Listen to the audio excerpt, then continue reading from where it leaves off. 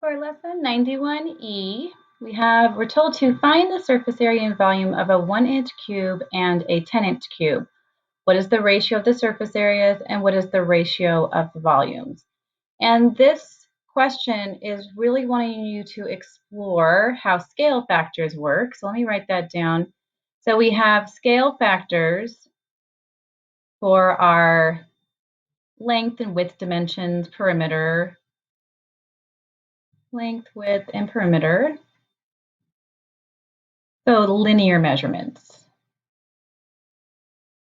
Go and squish that word on there. There we go. And then for area, when we want to compare two areas, we take that scale factor and square it.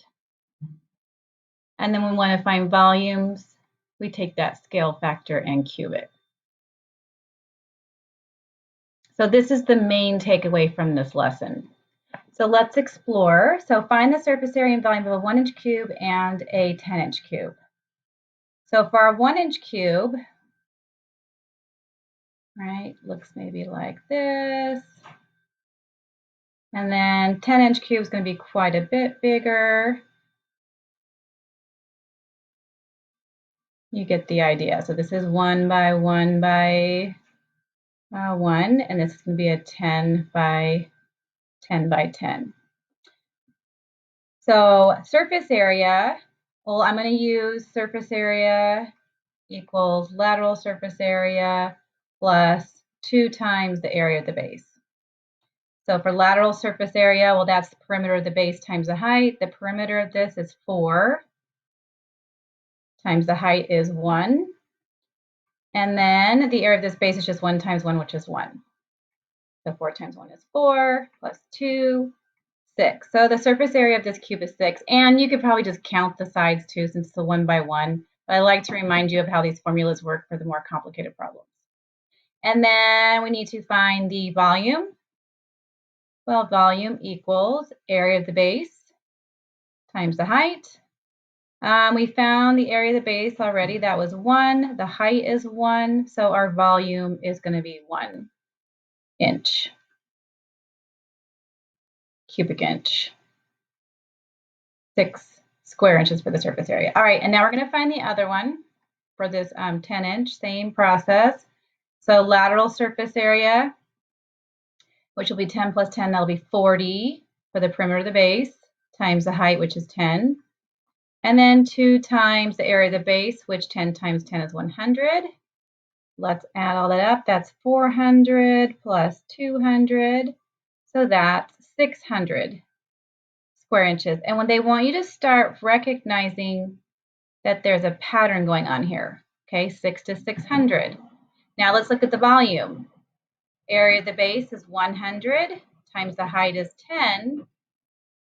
Well, that's 1,000 cubic inches. And again, we're going to compare these. So now we need to find the ratio of the surface areas and the ratio of the volume. So we can take the surface area. So we have 6 for surface area ratio.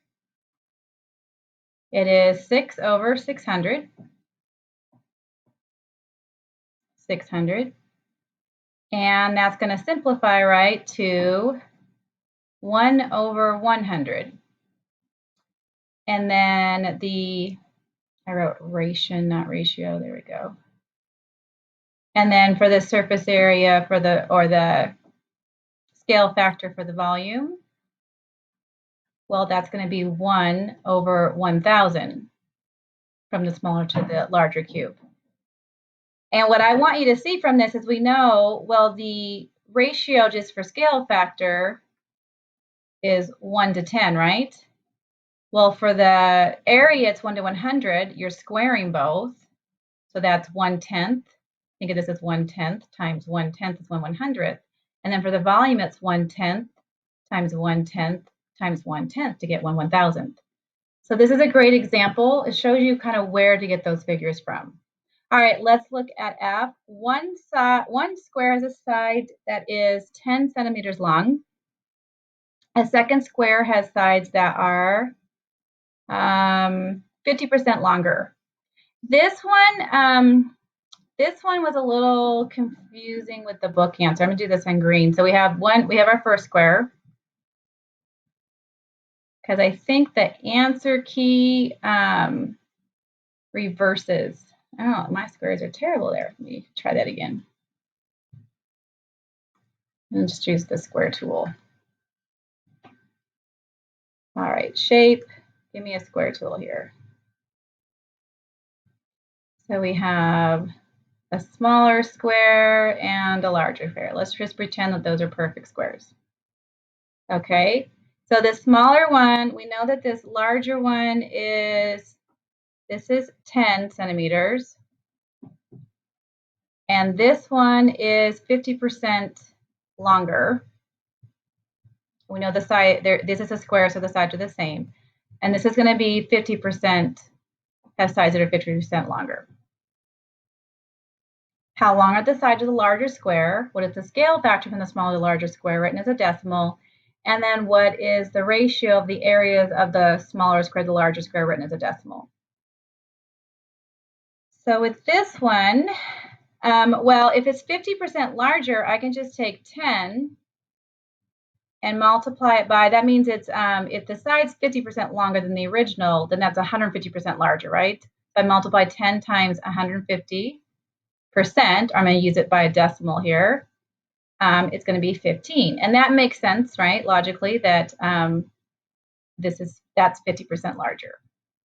So the larger one has sides of 15 centimeters. And then the next thing we're asked to find is the scale factor. Now they say the scale factor from the smaller to the larger. If it went smaller to larger, it would be 10 to 15. And then when we divide that, 10 divided by 15, the decimal would be 2/3 or 0.6 repeating. But the answer key takes the larger to the smaller. So if you see that, they take the ratio of the larger to the smaller, which is 1.5. So I think that is a little confusing. Well, of course, I'll always look for that on any tests, upcoming tests, to make sure that you don't get confused with those. And then what is the ratio of the areas from the smaller to larger? Well, the area of this one is 100. We'll still be able to make the same point here. And then 15 times 15, 225, wanted to make sure, 225. So if we do smaller to larger, well, that's 100 to 225. And if we put that into decimal form, 100 divided by 225 is 0.4 repeating.